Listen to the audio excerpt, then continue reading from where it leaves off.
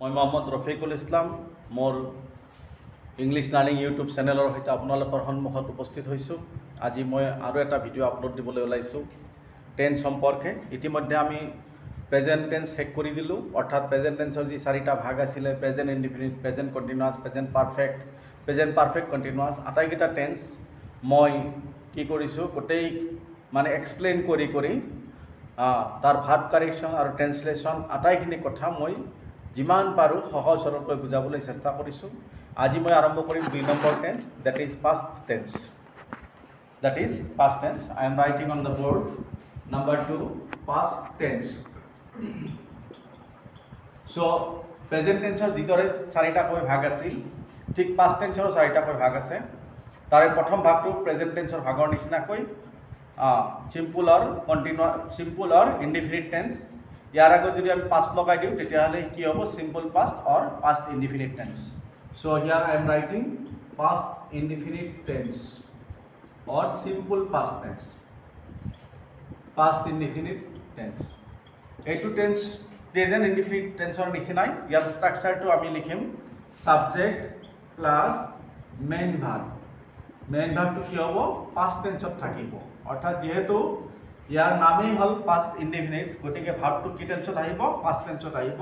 Present টেন্সত ভাৰ্বটো আহিছিলে present টেন্সত, আৰু যদি subject third person singular number আছিলে তেতিয়া ভাৰ্বৰ লগত এছ বা ইয়াছ আহিছিলে।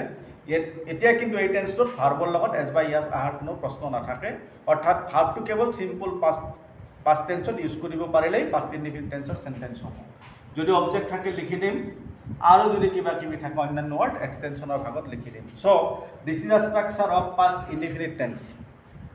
পাষ্ট ইনডিফিনিট টেন্স বুলি কোৱাৰ লগে লগে আমি বুজি পাওঁ যে যিবিলাক কাৰ্য ইতিমধ্যে হৈ গৈছে, all the past events, all the past activities, যিবিলাক ঘটনা হৈ গ'ল, ঐতিহাসিক ঘটনা বা যোৱাকালিৰ যিবিলাক কাম বা অলপ আগতে 2 ঘণ্টা আগত হৈ যোৱা কাম, যোৱাকালি হৈ যোৱা কাম, যোৱা বছৰ হৈ যোৱা কাম, অতীতৰ আটাইবিলাক কাম বা ঘটনাই আমি কি টেন্সত প্ৰকাশ কৰিম। চ' এনেকুৱা চেণ্টেন্সত সাধাৰণতে কি আমাৰ এক্সপ্ৰেশ্যনবিলাক কি থাকিব? য়েষ্টাৰডে থাকে, অৰ্থাৎ পাষ্টৰ টাইম থাকে, য়েষ্টাৰডে এটা পাষ্টৰ সময়। ঠিক তেনেকৈ এগো থাকে, এগো মানে আগত। তাৰপিছত আপোনাৰ ধৰক পাৰ হৈ যোৱা চন তাৰিখ, যেনেকৈ 1857, 1940, 1947, এনেকুৱা 1947 মই এইকাৰণেই লিখিছোঁ, মানে এইটো আমাৰ ইণ্ডিয়াৰ মানুহৰ কাৰণে বহুত এটা ঐতিহাসিক বছৰ, কাৰণ এই বছৰতে আমি স্বাধীনতা পাইছিলোঁ। ঠিক 1857 is also' a very historic year. এই চনটোত আমাৰ ভাৰতবৰ্ষত কি হৈছিল? চিপাহী বিদ্ৰোহ হৈছিলে। এই আটাইবিলাক কথা যদি আমি লিখিব খোজোঁ এতিয়া, তেতিয়াহ'লে we must write in past indefinite tense or simple past tense. So' I am giving some examples here. Okay. A stranger come to our house yesterday. Our house yesterday. So this is a sentence. So যদি পৰীক্ষাত এই সেন্টেন্সটো আমাক tense correction কৰিবলৈ দিয়ে তেতিয়াহ'লে কি টেন্সত লিখিম? কাৰণ a stranger came to our house yesterday, আমি কিহৰ ওপৰত জোৰ দিম? সময়ৰ ওপৰত জোৰ দিম। দেখা গ'ল সেন্টেন্সটো কি আছে? yesterday. yesterday মানে যোৱাকালি হৈ যোৱা কাম মানে কি? পাষ্ট ইনডিফিনিটত লিখিব লাগিব। চ' আমি কি কৰিম? সাবজেক্টটো ষ্ট্ৰেঞ্জাৰ আছে, অৰ্থাৎ এজন অচিনাকি মানুহ আমাৰ ঘৰলৈ আহিছিল যোৱাকালি। চ' আমি ভাৰ্বৰ পাষ্ট টেন্স ইউজ কৰিম, কামৰ পাষ্ট টেন্স কি হ'ব? Came. This is the correction. এইটোৱে একমাত্ৰ কাৰেকশ্যন ইয়াতে, বেলেগ একো লিখিব নালাগে। আমাৰ বহুত ষ্টুডেণ্টে কেতিয়াবা ভুল কৰা দেখিবলৈ পাওঁ যে পাষ্ট টেন্স বুলি ক'লে তেওঁলোকে ৱাজ বা ৱেৰৰ ব্যৱহাৰ কৰে। আচলতে সেইটো ঠিক নহয়। ৱাজ ৱেৰ আহিব, পাষ্ট ইনডিফিনিট টেন্সত ৱাজ ৱেৰৰ কেতিয়াও ব্যৱহাৰ নাই, কিন্তু হ'ব যেতিয়া ৱাজ ৱেৰ কেতিয়াবা মেইন ভাৰ্ব হিচাপে ইউজ হয় তেতিয়া কি হ'ব? পাষ্ট ইনডিফিনিট টেন্সত ৱাজ ৱেৰ আহিব। যেনেকৈ যদি কোনোবাই লিখিব বিচাৰিছে যে অযোধ্যাত এজন ৰজা আছিলে, অযোধ্যাত এজন ৰজা আছিল, এইটো অতীত বহুত আগতে হৈ গৈছে, গতিকে ইয়াক আমি পাষ্ট টেন্সত লিখিম। আৰু ইয়াৰ যিটো মেইন ভাৰ্ব সেইটো বি ভাৰ্ব। ইয়াৰে মেইন ভাৰ্বটো কি? Be verb. অৰ্থাৎ বি মানে আমি সকলোৱে জানো, already we have already learned that B means am is or was were. গতিকে ইয়াৰ যিটো মেইন ভাৰ্ব সেইটো বি ভাৰ্ব, আৰু সেই বি ভাৰ্বক পাষ্ট টেন্স ফৰ্মত লিখিব লাগিব। চ' কোনোবাই আমি যদি লিখিব বিচাৰো যে অযোধ্যাৰ এজন ৰজা আছিল, ইয়াৰ টেন্স কাৰেকশ্যনটো এনেকুৱা, there be a king in Ayodhya, so অযোধ্যাত এজন ৰজা আছিল, it is the event of past, so it should be in past indefinite tense. গতিকে এনেকুৱা ক্ষেত্ৰত এই বি আছে মেইন ভাৰ্ব, এই বিৰ ফৰ্মবিলাক কি এম ইজ আৰু ৱাজ ৱেৰ, গতিকে পাষ্টত এই দেয়াৰৰ লগত কি আহিব এ কিং টু হ'ল ছিংগুলাৰ, গতিকে এনেকুৱা ক্ষেত্ৰত পাষ্ট ইনডিফিনিট টেন্সত কি আহিব পাৰে ৱাজ আহিব পাৰে। তাৰ বাহিৰে আমাৰ ৱাজ কেম, ৱেৰ ৱেণ্ট এনেকুৱা কথা পাষ্ট ইনডিফিনিট টেন্সত কেতিয়াও নাই। আমি যিহেতু মানে অসমত বসবাস কৰোঁ, English is a foreign language for us, বহুত ক্ষেত্ৰত আমি মানে পাওঁ এনেকুৱা কিছুমান ষ্টুডেণ্ট আছে যে মানে তেওঁ আমাৰ ঘৰলৈ আহিছিল, তো কেতিয়াবা কি লিখি দিয়ে হি ৱাজ কাম আৱাৰ হাউচ, তো এনেকুৱা ইংলিছ ভুল হয়। গতিকে সেই ভুলটো ভাঙি দিয়াৰ কাৰণে মই এই চেণ্টেন্সটো লিখিছোঁ যে হয় যেতিয়া চিম্পল পাষ্টত বিটো মেইন হয় তেতিয়া আমাৰ ৱাজ বা ৱেৰ ব্যৱহাৰ হ'ব পাৰে, অন্যথাই কেতিয়াও পাষ্ট ইনডিফিনিট টেন্সত ৱাজ বা ৱেৰ হ'ব নোৱাৰে যদিহে চেণ্টেন্সটো এক্টিভ ভইচত থাকে। ভাৰ্বৰ কেৱল পাষ্ট টেন্স লিখি দিব লাগিব। আকৌ যেতিয়া পাষ্ট ইনডিফিনিট টেন্সৰ পেছিভ ভইচ আমি আলোচনা কৰিম তেতিয়া কিন্তু ৱাজ ৱেৰ কম্পালচৰি আহিবই, সেইটো আকৌ বেলেগ কথা। গতিকে গোটেইখিনি কথা মই ক্লেৰিফাই কৰি দিছোঁ, নহ'লে কোনোবাই প্ৰশ্ন কৰিব পাৰে যে আপুনি সিদিনা কৈছিলে যে পাষ্ট ইনডিফিনিট টেন্সত ৱাজ বা ৱেৰ নাহে, আকৌ দেখোন এতিয়া পাষ্ট ইনডিফিনিট টেন্সত আহিল, যেনেকৈ শংকৰদেৱ ৱাজ বৰ্ণ ইন 1449। এই চেণ্টেন্সটো যদি লিখোঁ শংকৰদেৱ ৱাজ বৰ্ণ ইন 1449, শংকৰদেৱ 1449 চনত জন্ম হৈছিল, গতিকে 1449 চনৰ যিটো কাম সেইটো নিশ্চয় পাষ্ট ইনডিফিনিট টেন্সত হ'ব। গতিকে পাষ্ট ইনডিফিনিট টেন্স হ'বলৈ হ'লে কি হ'ব, ছাবজেক্টৰ পিছত ভাৰ্বৰ পাষ্ট টেন্স লিখি দিম, হয় ভাৰ্বৰ পাষ্ট টেন্স লিখিব লাগিব। কিন্তু দেখা গ'ল যে এইটো শংকৰদেৱ জন্ম হৈছিল, জন্ম হোৱা কথাটো নিজে কামটো নকৰে, আৰু এনেকুৱা কথা সদায় পেছিভ ফৰ্মত লিখা হয়, আৰু সেই পেছিভ ফৰ্মত পাষ্ট ইনডিফিনিটৰ ষ্ট্ৰাকচাৰত ছাবজেক্টৰ পিছত ৱাজ বা ৱেৰ আহিব। তাৰ কাৰণে আমি কি লিখিম, শংকৰদেৱ ৱাজ বৰ্ণ ইন 1449, 1449 চনত শংকৰদেৱৰ জন্ম হৈছিল। চ' ক্লিয়াৰ হৈছে নিশ্চয়, বুজি মই মানে যিমান পাৰোঁ সহজ সৰলকৈ মই বুজাবলৈ চেষ্টা কৰিছোঁ। তেনেকুৱা ক্ষেত্ৰত কি আহিব, ৱাজ বা ৱেৰ কম্পালচৰি হ'বই, কিন্তু এনে সাধাৰণ অৰ্থত in ordinary sense past tense means subject plus verb in the past tense. Okay, যেনেকৈ 1947 চনত ভাৰতবৰ্ষ স্বাধীন হৈছিল, so' it is the event of past. 1947 চন এতিয়া আমাৰ মাজত নাই, আৰু স্বাধীন হোৱা কথাটোও নাই, স্বাধীন তেতিয়াই হৈছিলে, কাম শেষ হৈছে তেতিয়া। So' it should be in past indefinite tense. আমি যদি ইংলিছত লিখোঁ ইয়াক কেনেকৈ লিখিম, ইণ্ডিয়া বিকাম ইণ্ডিপেণ্ডেণ্ট ইন 1947.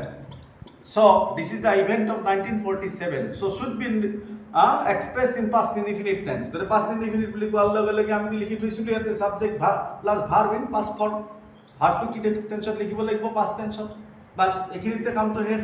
গতিকে ইণ্ডিয়া বিকেম, বিকামৰ পাষ্ট টেন্স কি became, India became independent in 1947।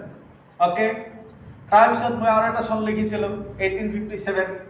1857 is very important for আছ, কাৰণ ভাৰতৰ প্ৰথম স্বাধীনতা আন্দোলনৰ আৰম্ভী, অৰ্থাৎ মানে যিটো চিপাহী বিদ্ৰোহ বুলি কয়, সেই বিদ্ৰোহটো 1857ত আৰম্ভ হৈছিল।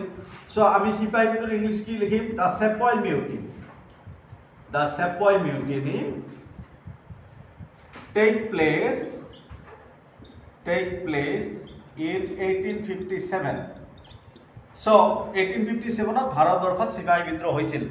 গতিকে এই চেণ্টেন্সটো যদি আমি কাৰেকশ্যন কৰি লিখোঁ, চ' 1857ৰ কাহিনী, যাৰ কাৰণে আমি ইয়াক পাষ্ট ইনডিফিনিট টেন্সত লিখিব লাগিব, যাৰ কাৰণে কি টেকৰ পাষ্ট টেন্স টুক লিখিলে হ'ব।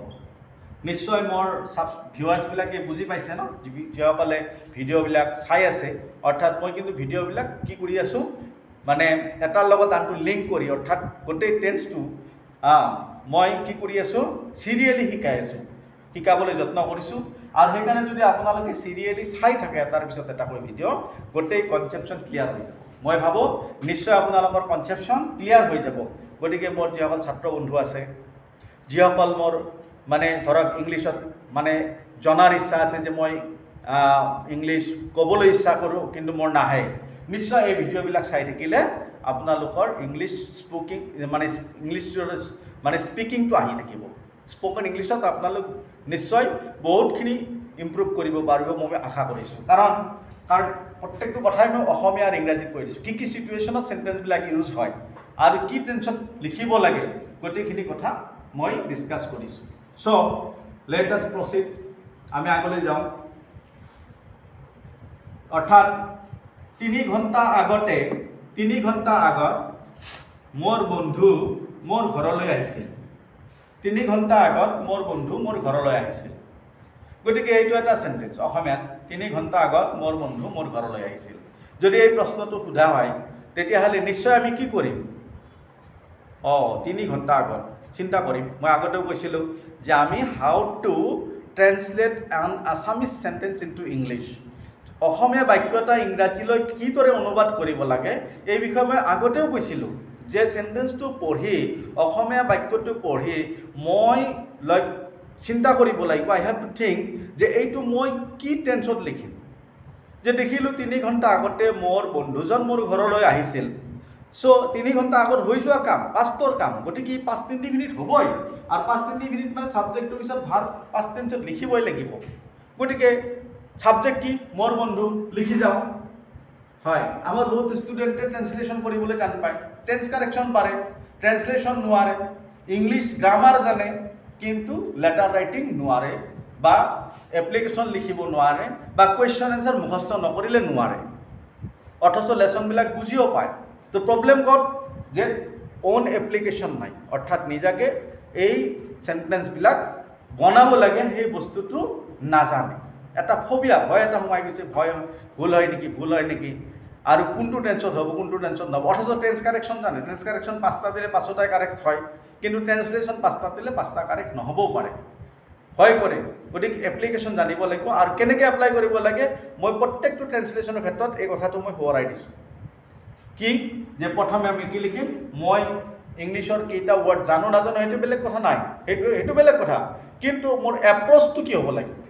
যদি মই if I approach correctly then it will be a complete sentence, my sentence will be completed, আপোনি হৈ যাব। দুটা এটা ৱৰ্ড মোৰ ইফাল সিফাল হ'ব পাৰে, সেইটো মই শিকি ল'ম। কিদৰে? যে মোৰ বন্ধুজনে 3 ঘণ্টা আগত মোৰ ঘৰলৈ আহিছিল। গতিকে কোনে আহিছিল লিখিলোঁ। বহুত ষ্টুডেণ্টৰ ক্ষেত্ৰত দেখা যায় বা ইংলিছ লাৰ্ণাৰৰ ক্ষেত্ৰত দেখিবলৈ পোৱা যায় যে কোনটো বস্তু আগত লিখিম, কলমটো হাতত লৈ বা কলমটো মুখত লৈ কামুৰি থাকে, একো কি নাপায়, মানে একো মানে দিহাই নাপায় যে কি কৰিম। গতিকে মোৰ বন্ধু আহিছিল, অসমীয়াত যিটো আহিছিল সেইটো ইংলিছত কি হ'ব? ভাৰ্ব। গতিকে ভাৰ্বটো ক'ত আহিব? ঠিক ছাবজেক্টৰ পিছত মাই ফ্ৰেণ্ড, মই মাই ফাদাৰ লিখিছোঁ, ভুলতে লিখি দিছোঁ, এইটো মাই ফ্ৰেণ্ড হ'ব, মাই ফ্ৰেণ্ড। তাৰপিছত কি? আহিছিল, ক'লৈ আহিছিল? প্ৰশ্ন কৰোঁ, মোৰ ঘৰলৈ, টু মাই হাউচ। গোটেই চেণ্টেঞ্চটো মই একেবাৰে ভাবি মাথা গৰম কৰিব নালাগে, মই এটা এটাকৈ প্ৰশ্ন কৰিম আৰু লিখি যাম, সিকুৱেঞ্চ মেইনটেইন কৰি। So' my friend came to my house. কেতিয়া আহিছিল? 3 ঘণ্টা আগতে। 3 ঘণ্টাৰ ইংলিছ কি? 3 hours ago মানে কি? আগত। চেণ্টেঞ্চটো হৈ গ'ল। চ' এনেকুৱা যিমান কথাই আছে আমি যদি এনেদৰে ভাবি লওঁ, এইদৰে যদি ভাবোঁ, নিশ্চয় আমাৰ কাৰণে কি হ'ব? সহজ হ'ব। চ' আমি এটা কাৰেক্ট এপ্ৰ'চত আগবাঢ়ি যাম, কাৰেক্ট এপ্ৰ'চত কাৰেজ আছে, অলপ সাহস লৈ। আৰু ভুল হ'ব পাৰে বুলি কি আমি পিছুৱাই থাকিম নেকি? নহয়, English is a foreign language, এইটোত আমি মাষ্টাৰ হ'ব নালাগে। দুটা এটা ভুল হ'ব, আমিতো অসমীয়া ভাষী, অসমীয়া কথা কওঁ, কিন্তু অসমীয়াত আমি কিমান ভুল কওঁ, সেইবুলি আমাৰ কিবা অসুবিধা হৈছে নেকি ক'ৰবাত? আমাকতো কোনেও ফাইন কৰোৱা নাই, বা কোনেওতো আমাক জৰিমনা কৰা নাই বা গালি পাৰা নাই ভুলকৈ অসমীয়া কোৱাৰ কাৰণে। ইংলিছত দুটা এটা ভুল হ'লে কি আমি গালি খাম নেকি? নহয়। সেইকাৰণে কি ভুল কৰিব নালাগে, তাৰ কাৰণে আমি কি গ্ৰামাৰ শিকিম, আৰু ঠিক আমি লিখিবলৈ চেষ্টা কৰিম। তাতে ভুল হৈ যাব পাৰে, পিছলৈ শুধৰাই ল'ম, কাৰণ উই আৰ লাৰ্নাৰ্ছ হিয়াৰ। ইংলিছৰ কাৰণে আমি লাৰ্নাৰ্ছ হয়, আমি মাষ্টাৰ নহয়। That is Y I am trying to explain everything very simply. So you see, মোৰ বন্ধুজনে কি কৰিছিলে মোৰ ঘৰলৈ 3 ঘণ্টা আগত আহিছিল. So my friend came to my house 3 hours ago. Again মই আৰু এটা সেন্টেন্স যদি ভাবো, the doctor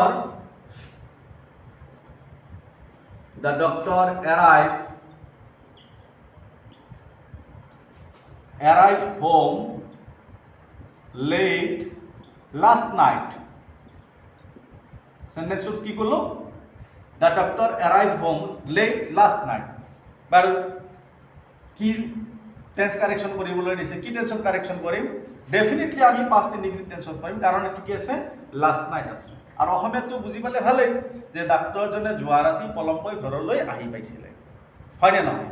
গতিকে যোৱা ৰাতিৰ যিটো কাম সেইটো পাস্ট ইনডিফিনিট হ'ব। সো দ্য ডক্টৰ এৰাইভড কি হ'ব? এৰাইভড। গতিকে মই আৰু এবাৰ কৈ দিছোঁ, কোনেও যাতে নিলিখে ৱাজ এৰাইভড। ৱাজ দিলে পাস্ট টেন্স হয়, এইটো কথা ভুল ন। এনেকুৱা ক্ষেত্ৰত বিভাৰ নাহে, অকল ভাৰ্বটোৰহে পাস্ট টেন্স লিখিব লাগিব। সো নিশ্চয় বুজি পাইছে মই ভাৰ্ব কাৰেকশ্যনৰ মাজেৰে ট্ৰেন্সলেশ্যনৰ মাজেৰে কথাখিনি ক্লিয়াৰ কৰিবলৈ চেষ্টা কৰিছোঁ। পাস্ট ইনডিফিনিট টেন্সৰ আৰু মানে ইউজ আছে। আৰু ইউজ কেনেকুৱা ধৰক যে ইট ইজ টাইম ক্লজ, আমি সকলোৱে জানো, বা ইটছ টাইম ন, ইট ইজ টাইম, এইটো এটা কথা। এইটো কিন্তু ইমান বুজিবলগীয়া নাই, মুখস্থ ৰাখিলেই হ'ল। ইট ইজ টাইম বা ইটছ টাইম। ইটছ টাইম ক্লজেৰে যদি কোনো এটা সেন্টেন্স আৰম্ভ হয়, তাৰ পিছৰখিনি সদায় পাস্ট ইনডিফিনিট টেন্সত লিখিব লাগে। ইট ইজ টাইম বা ইটছ টাইম ক্লজেৰে যদি কোনো সেন্টেন্স আৰম্ভ হয়, তাৰে পিছৰখিনি সদায় পাস্ট ইনডিফিনিট টেন্সত লিখিব লাগে, বা ভাৰ্বটো পাস্ট টেন্সত বা সিম্পল পাষ্টত ইউজ কৰিব লাগে। সো নিশ্চয় এক্সাম্পল দিলে আমি বুজি পাম যে কি it's time or it is time I do some real work. Do some real work. যদি কোনোবাই এ থিফ ষ্টৰী পঢ়িছে, ক্লাছ 10ৰ বুকত আছে, নাইবা ওৱান্স এ থিফ বুলি আমি এটা লেচন ক্লাছ 9ত পঢ়িছিলোঁ, তাতে কিন্তু এই সেন্টেন্সটো ধুনীয়াকৈ দিয়া আছে। অৰ্থাৎ আমাৰ চুৰটোৰ নাম আছিল হৰি সিং। লেচনটোত হৰি সিং অনিলৰ ঘৰত কাম কৰিছিলে, কুক হিচাপে। তেওঁ ৰান্ধিব নাজানিছিল। আচলতে তেওঁ মানে 15 ইয়াৰ্ছ বয়সৰ ল'ৰা, কিন্তু দুৰ্ধৰ্ষ চুৰ আছিলে। আৰু তেতিয়া অনিলৰ ঘৰত যেতিয়া 1 মাহ ধৰি কাম কৰিছিলে, কিন্তু পইচা পাতি দিয়া নাছিল। অনিলৰ পইচা আনিছিলে কিতাপ বিক্ৰী কৰি, he was a publisher, writer আছিলে। তেতিয়া এই টকাখিনি দেখা পাই হৰি সিঙে এই মন্তব্যটো কৰিছিলে। মই বেলেগ কথা এটা কৈ গৈছোঁ যাতে আপোনালোকৰ মনত থাকে। সেই ক্ষেত্ৰত এই যি আমাৰ ৰাইটাৰ ৰাস্কিন বণ্ড আছিলে লেচনটোত, ৰাস্কিন বণ্ডে এই সেন্টেন্সটো ধুনীয়াকৈ লিখিছে। তাতে কি টকাখিনি দেখা পাই চুৰটোৱে কৈছিল it is time or it's time I do some real work. অৰ্থাৎ এতিয়া মোৰ আচল কাম কৰাৰ সময় আহিল। আচল কাম কি? চুৰৰ আচল কাম কি? যে মই টকাখিনি এতিয়া চুৰ কৰাৰ সময় আহি গ'ল। সো তাতে সেন্টেন্সটো ধুনীয়াকৈ লিখা আছে, it is time or it's time I did some real work. I did, ডুৰ পাষ্ট টেন্স কি ডিড? কাৰণ মই অলপতে কৈছোঁ ইট ইজ টাইম বা ইটছ টাইম ক্লজৰ পিছত আমি সদায় ভাৰ্বৰ পাষ্ট টেন্স ব্যৱহাৰ কৰোঁ। ওকে, নিশ্চয় মনত থাকিব যে ইট ইজ টাইম বা ইটছ টাইম ক্লজৰ পিছত ভাৰ্বৰ সদায় পাষ্ট টেন্স ব্যৱহাৰ কৰিব লাগে। আৰু এই সেন্টেন্সসমূহৰ অৰ্থ অসমীয়াত কি হয়? যে এতিয়া মোৰ আচল কাম কৰিবৰ সময় হ'ল, এতিয়া মোৰ ঘৰত যাবৰ সময় আছিলে। অৰ্থাৎ এনেকুৱা এটা চিটুৱেশ্যন আহিল, মই ঘৰত যাব লগা আছিলে, কিন্তু 2-3 মিনিট পাৰ হৈ গ'ল। তেতিয়া মই কি ক'ম? It's time I go home. I go home কি লিখিম? It's time I went home. হাও, মই এতিয়া কি ঘৰত যাবলগীয়া আছিলে, গতিকে এতিয়া মোৰ ঘৰত যোৱাৰ সময়। গতিকে এই এক্সপ্ৰেশ্যনবিলাক যদি আমি জানো, তেতিয়া ইংলিছ কোৱাৰ কাৰণে আমাৰ বহুত সহজ হয়। মানে চিটুৱেশ্যন অনুসৰি we can speak English very fluently. কাৰণ বহুত সময়ত আমি কি চিটুৱেশ্যন অসমীয়াত ভাবোঁ বা অসমীয়াত ধুনীয়াকৈ কওঁ, কিন্তু ইংলিছত চেণ্টেন্সটো কি হ'ব ক'ত স্পীকাৰে নাজানে। এক্সপ্ৰেশ্যনটো একে নহয়। অৰ্থাৎ যিমান ষ্ট্ৰংলি প্ৰকাশ কৰিব লাগিছিল সিমান ষ্ট্ৰংলি মানে নোৱাৰে। যেনেকৈ এতিয়া ঘৰত যাবলগীয়া আছিল, কি ক'ম? নাহে ইংলিছত আই উইল গো হোম, এনেকুৱা কথা নহয়। তেতিয়া যদি এইটো ষ্ট্ৰাকচাৰত এইটো পেটাৰ্ণত কওঁ it's time I went home, এইটো বিৰাট ধুনীয়া চেণ্টেন্স এটা হ'ব। আৰু পৰীক্ষাত এই চেণ্টেন্সবিলাক আহি থাকে। আমাৰ যিবিলাক ষ্টুডেণ্ট আছে তেওঁলোকৰ কাৰণে বহুত মানে বেনিফিচিয়েল যে এই চেনেলটো যেতিয়া তেখেতসকলে চাই থাকিব, কণ্টিনিউৱাছলি ৰেগুলাৰলি চাই থাকিব, নিশ্চয় এইবিলাক কি তেখেতসকলৰ কাৰণে বহুত উপকাৰত আহিব। তো আমি লিখিলোঁ যে ইট ইজ টাইম ক্লজৰ পিছত ভাৰ্বৰ সদায় কি কৰিব লাগে? পাষ্ট টেন্স ইউজ কৰিব লাগে।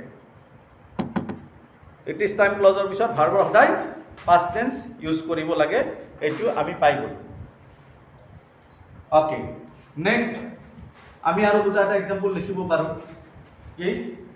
ইট ইজ টাইম দ্য বয়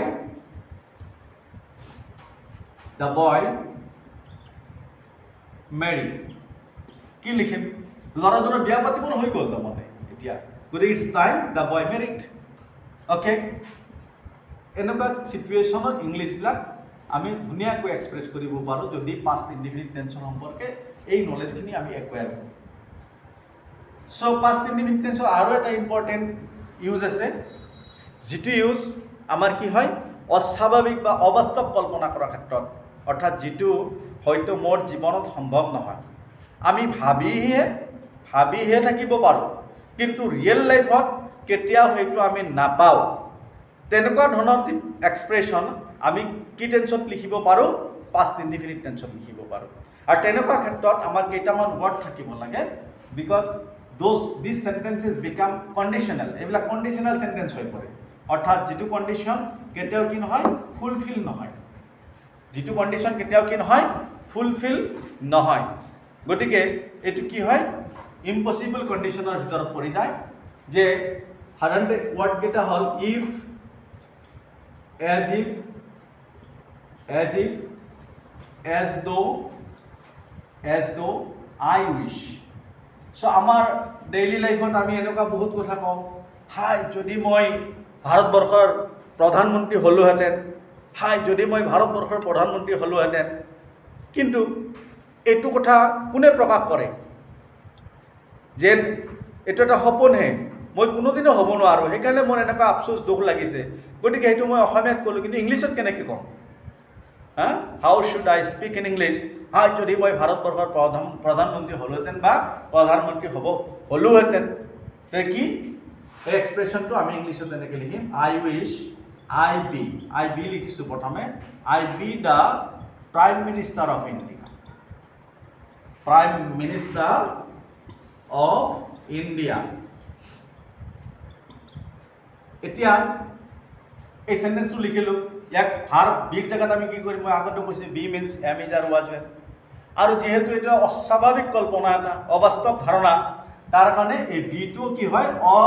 অস্বাভাৱিক বা অবাস্তৱ হিচাপে বিৰ ৱেৰ ফৰ্ম ইউজ কৰা হয়, even with the singular subject. I এটা ছিংগুলাৰ ছাবজেক্ট, আইৰ লগত কোনো গোটেই ৱেৰ ব্যৱহাৰ নহয়। প্ৰেজেণ্ট টেন্সত আইৰ লগত এম হ'ব, পাষ্ট টেন্সত ৱাজ হ'ব, কিন্তু ইয়াত যিহেতু এনেকুৱা অবাস্তৱ কল্পনা কৰা কথা বুজাইছে, তাৰ কাৰণে কি এনেকুৱা এক্সপ্ৰেশ্যনত সদায় আই wish I ৱেৰ the prime minister of India. ইয়াতে কি লিখিব লাগিব? ৱেৰ is correct. Okay, ৱেৰ is correct. ঠিক তেনেকৈ কোনোবাই ক'ব পাৰে, যদি মই চৰাই হ'লে আকাশলৈ উৰিলোহেঁতেন। মই চৰাই হ'লে আকাশলৈ উৰিলোহেঁতেন। মই চৰাই হোৱাৰ জানো সম্ভৱ কথা? It's my impossible unnatural imagination that I could never be a bird. মই চৰাই হ'লে আকাশত উৰিলোহেঁতেন। গতিকে এনেকুৱা এক্সপ্ৰেশ্যন আমি কি টেন্স লিখিম? পাষ্ট ইনডিফিনিট টেন্স, অৰ্থাৎ কি if, as if, as though, I wish, এইবিলাক ৱৰ্ড ব্যৱহাৰ কৰি লিখিম। গতিকে কি লিখিম? If I were a bird. এবাৰ চিধা চিধিকৈ লিখি দিছোঁ, if I were a bird I would fly in the sky. I would fly. এফালে তেতিয়া would আহিব, shall বা will নাহে, would বা could এনেকুৱা মানে ভাৰ্বৰ ফৰ্ম আহিব, I would fly in the sky. If I were a bird, I would fly in the sky. হয়নে নহয়? আমি লগ সংগৰ লগত ঘূৰি ফুৰোঁ, কেতিয়াবা আমাৰ লগত এনেকুৱা ল'ৰা বা ছোৱালী থাকে যিসকলে কি তেওঁলোকৰ এনেকুৱা বিহেভ কৰে যেন তেওঁ আমাৰ প্ৰিন্সিপাল হে বা তেওঁৰ হেডমাষ্টাৰে বা আমাৰ বছ হে। তেনেকুৱা এক্সপ্ৰেশ্যনো আমি কেতিয়াবা কওঁ। তো ইংলিছত কিদৰে ক'ম? How to speak in English?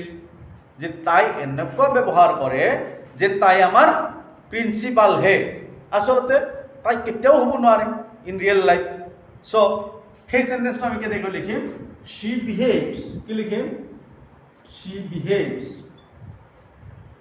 as if she were our principal so নিশ্চয় ক্লিয়াৰ হৈছে যে she behaves as if she were our principal তাই এনেদৰে বিহেভ কৰে এনেকুৱা ব্যৱহাৰ কৰে যেন তাই আমাৰ প্ৰিন্সিপাল হয় মানে তাই গোটেইখিনি আৰু গতিকে এই যে এনেকুৱা ক্ষেত্ৰত আমাৰ ইভেন সিঙ্গুলাৰ সাবজেক্টৰ হৈতেও আমি বি ভাৰ্বৰ কি পাষ্ট টেন্সৰ প্লুৰাল ফৰ্ম ইউজ কৰিব পাৰোঁ ওকে নিশ্চয় বুজি পাইছো যে আমি বহুত সময় পৰীক্ষাত এনেকুৱা সেন্টেন্স টেন্স কাৰেকশ্যনৰ কাৰণে দিয়ে আৰু বহুত ষ্টুডেণ্টে কিন্তু অনুমানতে লিখি দিয়ে কিন্তু ৰুলটো কি হয়তো বহুতে নাজানে কিন্তু আজিৰ পৰা আপোনালোকে নিশ্চয় আশা কৰোঁ আপোনালোকে জানিলে হয়নে নহয় গতিকে এইবাৰ কি ধৰক if as if as though I wish হয়নে নহয় গতিকে মই তোমাৰ জায়গাত হলে আমি কওঁ নহয় মই তোমাৰ জায়গাত হলে মই এই পোষ্টটো গ্ৰহণ কৰিলোহেঁতেন অৰ্থাৎ তুমি এটা চাকৰি পাইছিলা গ্ৰহণ নকৰিলা গতিকে মই তোমাৰ জায়গাত হলে বা মই যদি তুমি হলোহেঁতেন মই তুমি হোৱা মানে কি মই তোমাৰ জায়গাত হলে মই এই পোষ্টটো গ্ৰহণ কৰিলোহেঁতেন সো এনেকুৱা ক্ষেত্ৰতো আমি কি কৰিম একেই টেন্স ইউজ কৰিম কি হ'ব মই যদি তুমি হলোহেঁতেন if I were you I would accept the post অকল বি থাকিলে were হ'ব হয় যদি বি না থাকি বেলেগ ভার্ব থাকে তেতিয়াহলে তার সিম্পল পাস্ট টেন্স লিখি দিলেই হ'ব সো ৰিমেম্বাৰ ইট প্লিজ যেতিয়া বি থাকিব তেতিয়া আমি এনেকুৱা এক্সপ্ৰেছনৰ পিছত কি were লিখিম কি ওয়াৰ্ড প্ৰেজেন্ট থাকিব লাগিব if as if as though I wish অবাস্তৱ কল্পনা কৰাৰ ক্ষেত্ৰত কিন্তু যদি বি না থাকি কি থাকে বেলেগ ভাব থাকে তেতিয়াহলে তাৰ আমি পাস্ট টেন্স লিখিব লাগিব হাই যদি মই এই সকলোবোৰ জানিলোহেঁতেন কি হ'ব I wish I